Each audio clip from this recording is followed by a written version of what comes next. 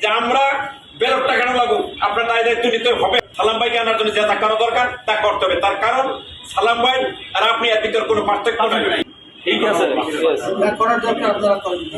আপনারা বিভিন্ন দিকে পাশ কাটাই যেভাবে চান। তার কারণ এখানে আমরা যেটা বলি, এখানে এখন প্যানেল সিস্টেম তৈরি হয়ে গেছে, যদিও অঘোষিত প্যানেল। যখন নির্বাচন করতাম তখন কিন্তু প্যানেল দেওয়া হইতো, হক কামাল প্যানেল, হক কাসিম প্যানেল, কোন বাংলাদেশ নির্বাচিত হইতো।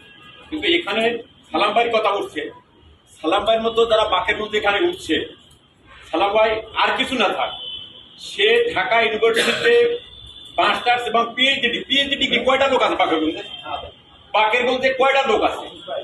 আমাদের কথা হয়েছে আমরা বাদশাকেও আমরা আনবো, আল্লাহ যদি আমাদের সহায় থাকে আল্লাহ।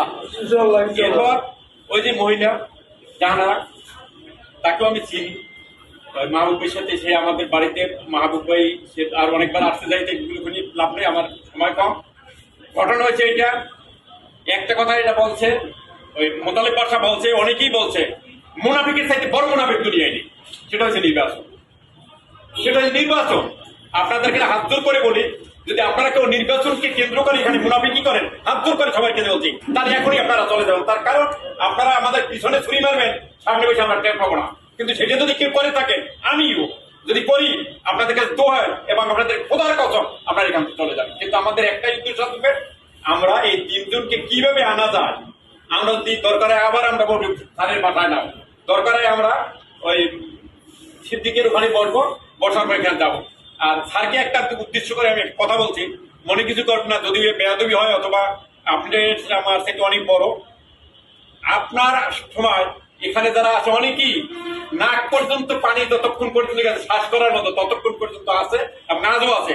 আর এখন আমরা কিছু লোক দেখতে পাচ্ছি পায়ের গিরিয়ে পর্যন্ত পানি আসতেছে, তারা শুধু লাফাইতে আছে। অর্থাৎ আমরা এখানে কোনো কিছুই করতে পারছি না।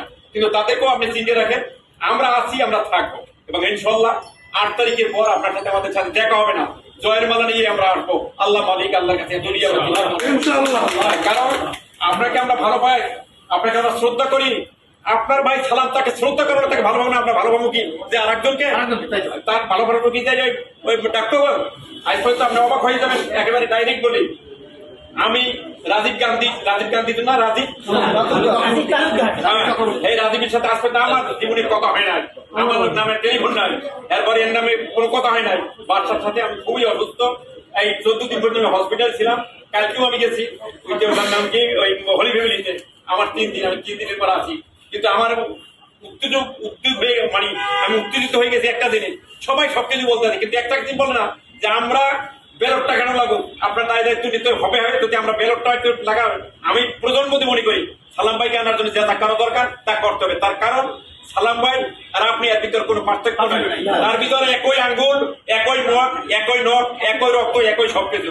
সালাম ভাই যদি এখানে কোনো রকম কিছু হয়, সেজন্য আপনার যে খেসারত হবে সেই খেসারতটা আমার হবে না। আপনার যে খেসারত হবে সেখানে আমরা যারা বসা আছি কারো হবে না। সেই খেসারত থেকে বাঁচার জন্য আমি আমার শ্রদ্ধ বড় ভাইকে বলছি, যা যা করার দরকার আমরা করবো। আপনি আমাদেরকে প্রশাসন বানানোর পরে আপনি সেটা দেন, আমি কাল পরশু বাড়ি চলে যাবো। ঠিক আছে, ঠিক আছে।